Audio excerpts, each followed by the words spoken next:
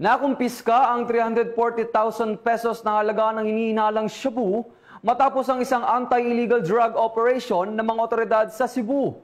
Patrolwoman Annalyn Canoog magbabalita.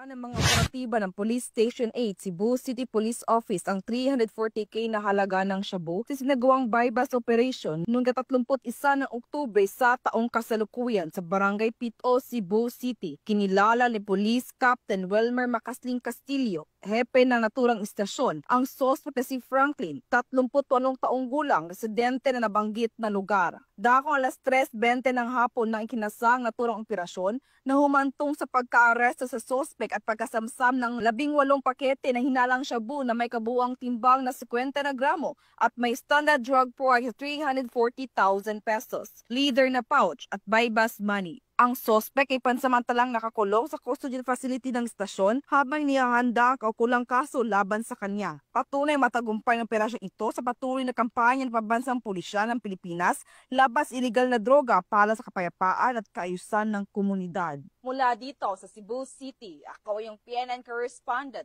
Patrolwoman Annalyn N. Canoog, alagad ng batas, tagataguyod ng Balitang Pulis.